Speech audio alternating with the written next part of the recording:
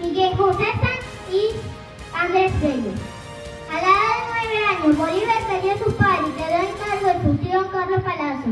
A la edad de 15 años, su tío don Carlos Palazzo lo mandó a España para ser con su estudio. Bolívar viajó a España en 1799 con su amigo Esteban Escobar. Al hacer este viaje, se detuvo en la Ciudad de México, donde se encontró con el virrey de Nueva España, con quien quedó normal. Con el joven Bolívar discutió con confianza acerca de la independencia americana. Llegó a Madrid en junio de ese mismo año y quedándose con su tío Esteban Palazzo.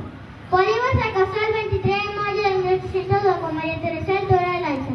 Poco después de volver a Venezuela, a los 8 meses, su esposa murió de fiebre amarilla, promesa que mantuvo el resto de su vida. Después de perder a su esposo, Simón Bolívar regresó a Europa con Simón Rodríguez, mientras presenciaba la proclamación de Napoleón Bonaparte como emperador francés y asistió a la coronación como rey de Italia en Milán. Bolívar perdió el respeto por Napoleón Bonaparte de la idea republicana. Bolívar regresó a Venezuela en 1807, luego una breve visita a los Estados Unidos. La Junta Suprema de Caracas firma su acta de la independencia de España y Bolívar fue enviado a Inglaterra con Andrés Bello y Luis López Méndez en una misión diplomática. Bolívar regresó a Venezuela el 3 de junio de 1811. Nosotros siempre la oligarquía nos habló de un Bolívar que nació en el año 1783 y se murió en Santa Marta. Ese es todo el cuento. Todo el ejercicio del legado lo han ocultado y lo van a seguir ocultando. Gracias a que nuestro comandante Chávez retomó la doctrina bolivariana como el ejercicio completo de la soberanía y la libertad de América Latina y el Caribe, nosotros reivindicamos el pensamiento y el legado de Bolívar. Ese legado, en primer lugar, tiene que ver con la defensa integral de la patria, tan importante en este momento, cuyo documento fundamental quedó escrito en el Manifiesto de Cartagena de 1812, cuando Bolívar dijo que había que defender la patria integralmente, hombres, ciudadanos, patriotas de Venezuela y militares juntos en la defensa integral de la patria. Y eso quedó plasmado en nuestra Constitución de la República Bolivariana de Venezuela, y hoy es una obligación de nosotros, todos los ciudadanos, junto con nuestras Fuerzas Armadas, ejercer la corresponsabilidad en la defensa integral de la patria. Reivindicamos ese pensamiento, ese documento de nuestro libertador Simón Bolívar. Pero también Bolívar fue el que planteó con más fuerza la necesidad de la unidad latinoamericana. Muchos hablaron en ese momento de la integración, pero no es suficiente la integración. La integración es la sumatoria para resolver problemas puntuales coyunturales. Hablar de Bolívar, de nuestro José Antonio de la Santísima Trinidad Bolívar Palacios Blanco, Ponte y Sojo, no es fácil, porque pareciera ser que todo quedó escrito. Pero en el espíritu y en el alma de todos los pueblos de América, lo que se respira es Bolívar. Bolívar. Y después de Bolívar, tenemos nosotros a nuestro libertador originario de estos pueblos, nuestro hermano Hugo Rafael Chávez Frías, que supo interpretar en lo más profundo del alma lo que es el pensamiento bolivariano, que debe esparcirse por todas las escuelas, que debe enseñarse a los niños, no esa historia que nos contaron, aquella historia que querían que nosotros conociéramos, que si Simón Bolívar nació en Caracas, pero que después se fue y traicionó a la clase a la cual él pertenecía.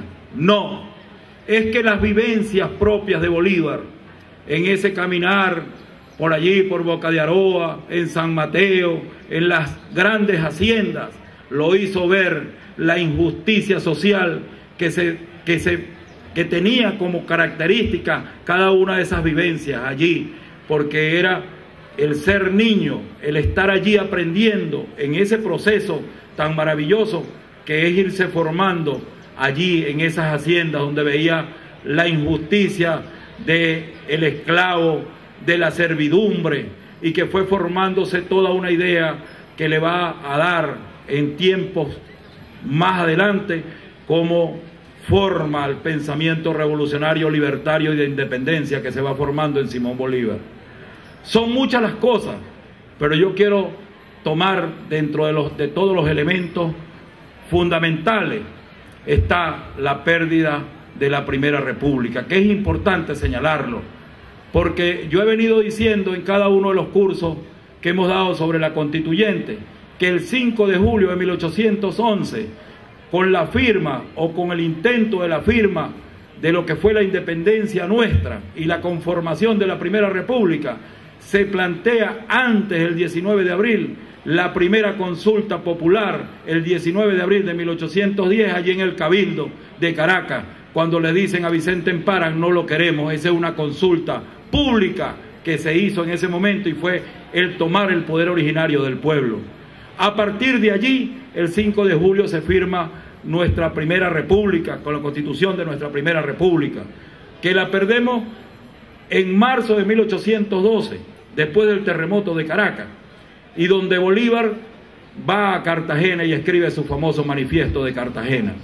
Pero allí viene uno de los aspectos fundamentales de lo que es la organización militar, y allí plantea lo que es la campaña admirable después de atravesar el Magdalena y venirse por los Andes, atravesando desde los Andes hasta los Llanos, hasta llegar a Caracas. Allí en esa campaña admirable hay un elemento fundamental que vale para hoy, que fue el famoso decreto de guerra-muerte de 1813 indiquitado. Eso tenemos nosotros que tenerlo presente, porque en Venezuela, en estos momentos, cuando extrapolamos nosotros la parte histórica, estamos viviendo con un grupo de venezolanos que supuestamente son venezolanos, vuelvo y repito, que supuestamente son venezolanos, pero que no tienen patria, y al no tener patria no pueden ser llamados venezolanos, porque tú no tienes identidad, que es lo que realmente quieren los sectores de la oposición, que es borrar nuestra historia, porque un país que no tiene historia es capaz de cualquier cosa, y por eso los sectores de la derecha venezolana no tienen patria, porque son capaces de vender su alma al diablo, y en eso nosotros los patriotas y en Unión Cívico-Militar tenemos que estar presentes y saber que tenemos que defender nuestra identidad nacional, nuestra nación, nuestra soberanía, y sobre esa base tenemos que seguir funcionando. La historia de América Latina estará asignada siempre por el pensamiento de Bolívar, por una razón sencilla, también lo decía Nelson: es la unidad de América Latina.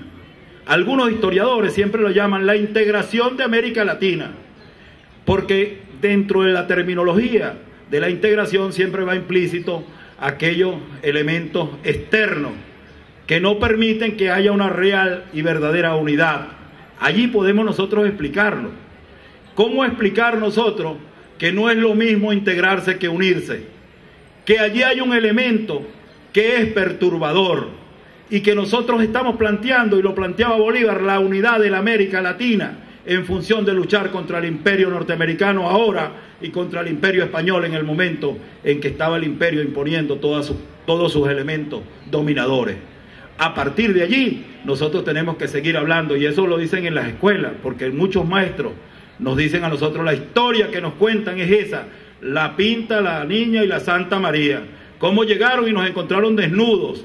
Esa es la historia que a nosotros nos cuentan, pero no dicen, por ejemplo, que los aztecas, que los mayas, que los incas o que los chichas generaban obras faraónicas que hoy día no se explican cómo se realizaron. Porque es más fácil menospreciar al originario que decir lo que eran capaces de hacer. Bueno, todas esas cosas son importantes enseñarlas en las escuelas, y no solamente en las escuelas, en las casas. Hay que hacer círculos de estudio con los muchachos y explicarles la revolución, el por qué el plan de la patria, el por qué tenemos que conservar el ambiente, el por qué tenemos nosotros que preservar el agua. Todas esas cosas son interesantes e importantes señalarlas, porque allí está plasmado lo que es el pensamiento y la acción de la revolución bolivariana. Entonces hay que entenderlo, y es lo que hablaba Nelson de la conciencia que nosotros tenemos que tener en el momento en que nos declaramos revolucionarios, porque lo sentimos en el alma y lo sentimos en el corazón. Yo creo que es importantísimo, y sobre todo este tipo de actos, para nosotros internalizar con mucho más amor realmente lo que estamos dispuestos a hacer. Y hay que estar ojo pelado para todas las VC, CLP, los militantes. Nosotros hasta ahora hemos estado muy aguantados a la defensiva, mientras ellos están a la ofensiva. A partir de hoy, nosotros tenemos que estar también a la ofensiva.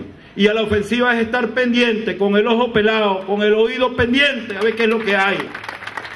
Aquí no se para nadie. El miércoles, comercio que se pare, comercio que tomamos. Aquí no se puede parar nadie. Y el transporte tiene que trabajar normalmente. Y es una instrucción que nosotros tenemos que cumplir. Y esa la tenemos que cumplir porque o son ellos o somos nosotros. Aquí no hay posibilidades de vacilación. Y sobre esa base tenemos que seguir funcionando. De manera que la constituyente el domingo va porque va. Y nosotros con Chávez a la cabeza, porque nosotros somos Chávez, todos decimos que somos Chávez, vamos a comportarnos como Chávez, hacer las cosas como Chávez, apoyar a nuestro presidente Nicolás Maduro, apoyar a nuestro gobernador Argenis de Jesús Chávez, apoyar a nuestros constituyentistas y apoyar fundamentalmente al pueblo que va a salir. Yo sé y estoy seguro que va a salir masivamente a votar el 30, porque el pueblo venezolano quiere paz, porque el pueblo venezolano lo que quiere es amor y vivir en revolución.